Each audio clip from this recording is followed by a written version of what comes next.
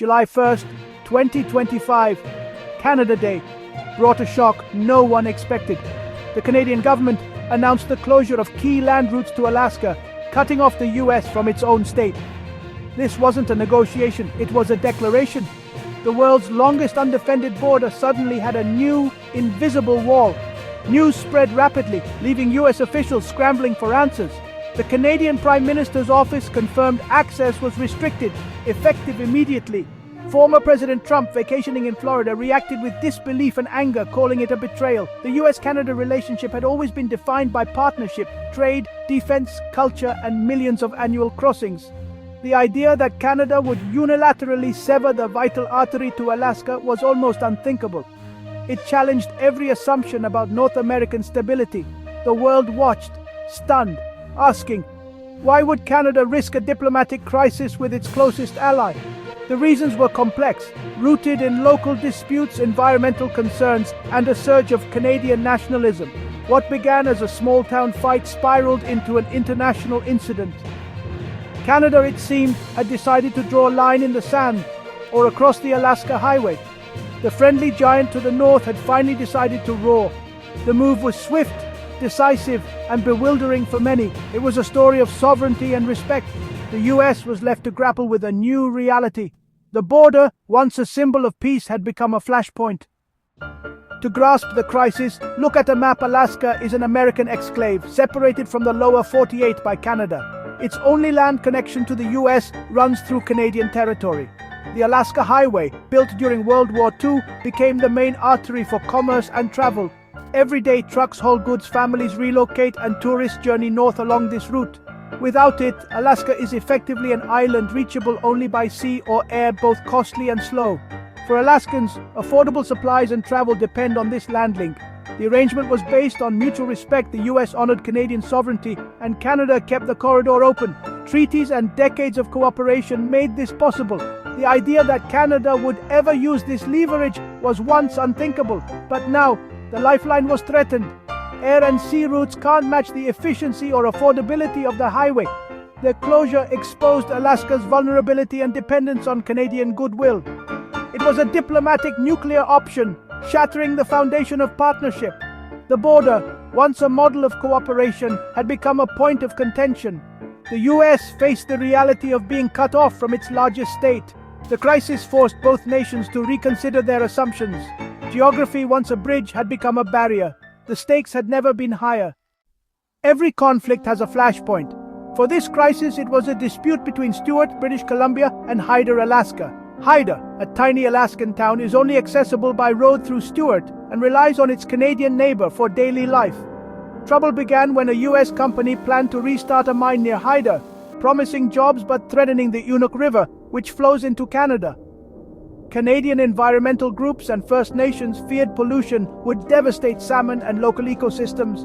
Canada requested a joint environmental review, citing treaties on shared waterways. The US, under pressure from mining interests, refused, insisting on its own regulations. Canadians saw this as arrogant and dismissive. Protests erupted in Stewart, blocking access to the mine. The US company complained to Washington. Canada felt its sovereignty was ignored. The dispute over a single river became a symbol of a larger imbalance. Canada felt its environmental security was being sacrificed for American profit. The US saw Canadian interference in its affairs. The standoff escalated, turning a local issue into an international crisis. The border closure was the culmination of this unresolved conflict. What started as a small-town dispute now threatened the stability of two nations. The flashpoint had become a firestorm. The world took notice. Canada's response was targeted and strategic. Instead of closing the entire border, they focused on routes essential for land access to Alaska, especially the Alaska Highway. New inspection points and strict policies allowed only essential, pre-approved commercial traffic. Private vehicles and US-bound trucks heading to Alaska were turned away. The official reason? Unresolved bilateral issues, with the Stewart-Hyder dispute front and center. The Stewart border crossing was closed to all but local residents, isolating Hyder and halting the mine project.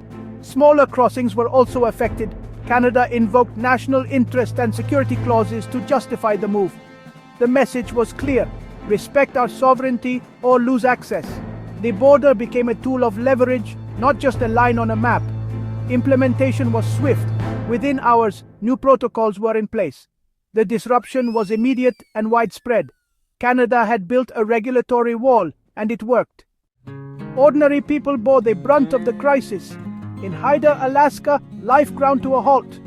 Residents were cut off from Stewart, their lifeline for groceries, school, and mail. Only medical emergencies were allowed to cross.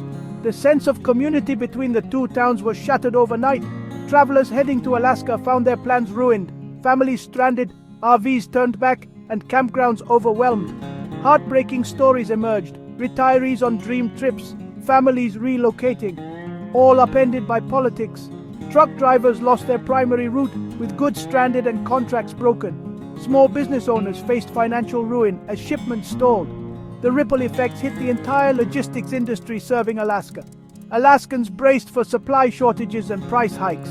Businesses worried about getting materials, grocery stores prepared for empty shelves. The psychological impact was profound. Alaskans felt isolated and vulnerable. The closure exposed how dependent they were on a foreign government for basic needs. The pain was immediate and personal. The border dispute was no longer abstract.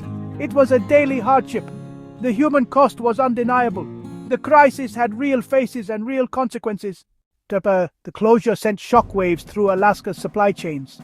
The state relies on the lower 48 for goods, food, and products, most of it trucked up the Alaska Highway.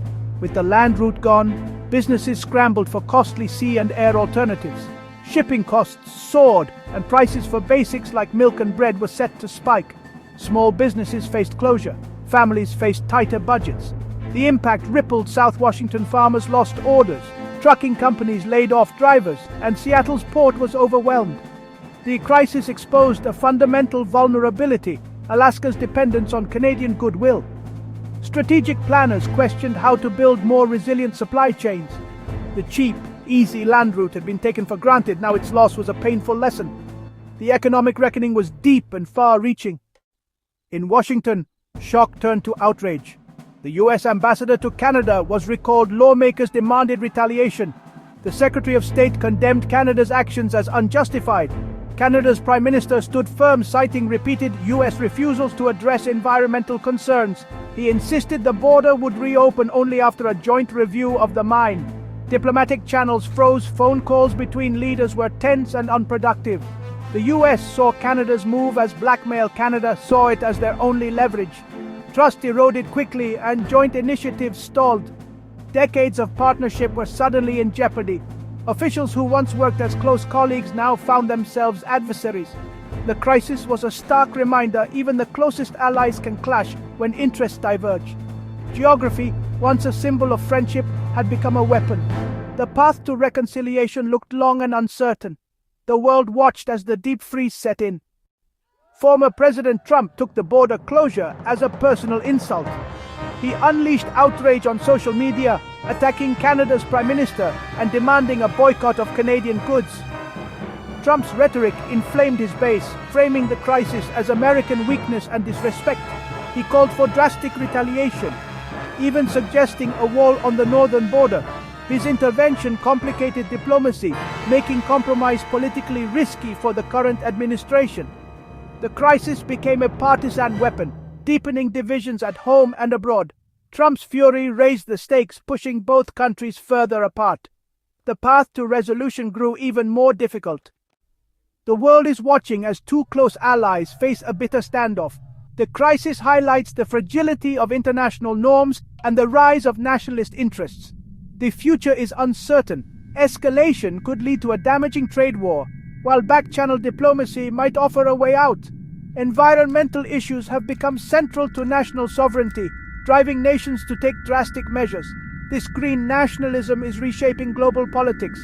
The Alaska border crisis is a test of modern diplomacy.